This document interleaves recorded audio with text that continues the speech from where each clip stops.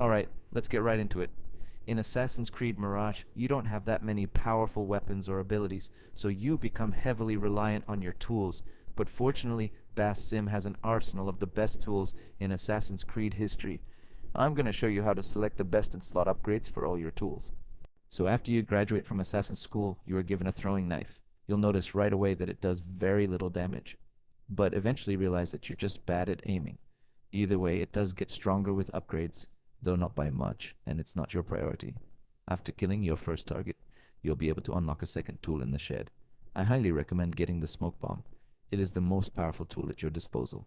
When you're in stalker mode, you can drop a smoke bomb on a group of enemies and simply jump in for some easy kills. It works during conflict as well. When you're surrounded and about to get shanked, just drop a smoke bomb and things will be alright. So after unlocking the smoke bomb, you'll need to start upgrading them. There are 3 tiers for each tool, and they require a total of 300 components. You can easily get these by completing contracts and buying them at the shop.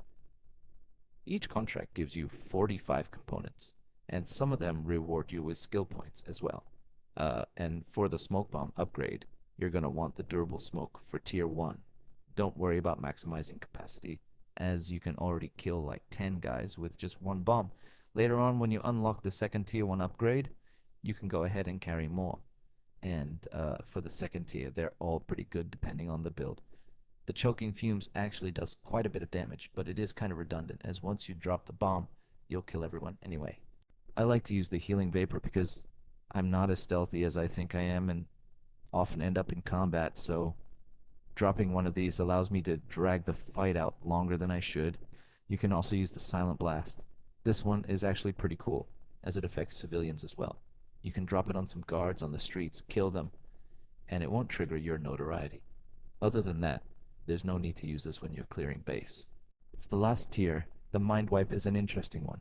What it basically does is stop the guards from looking for you if you get caught. So if you use it in conflict but have no plan to run away, it does nothing. It's good for when you're doing contracts that ask you not to kill anyone.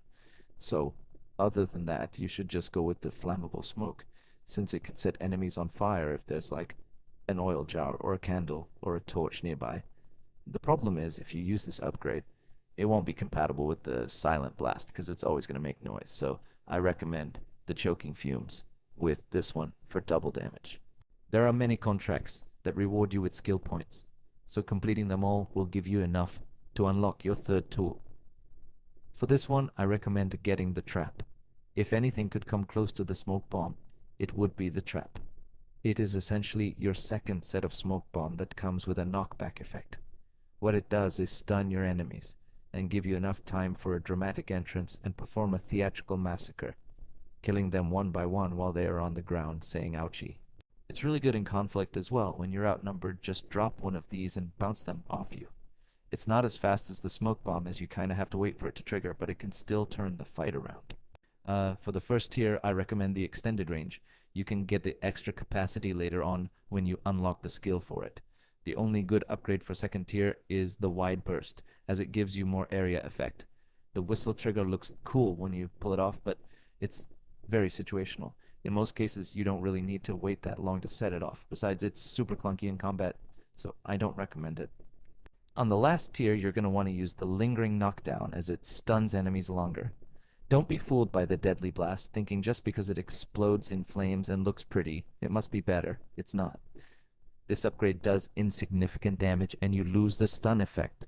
So in combat it doesn't help you and is pointless to do in stealth. So with these 2 tools fully upgraded, you can go ahead and continue on with the story. They will help make your gameplay smooth and comfy, and you'll be a happy and complacent assassin. You can actually beat the entire game without dying in hard mode with just the smoke bomb and the trap. But if you want to be fancier, you can unlock the blow dart next. It's basically a sleep dart, similar to the one in Black Flag.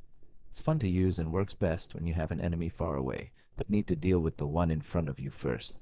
On the first tier, as always, go for the range first. The second tier is where it gets interesting.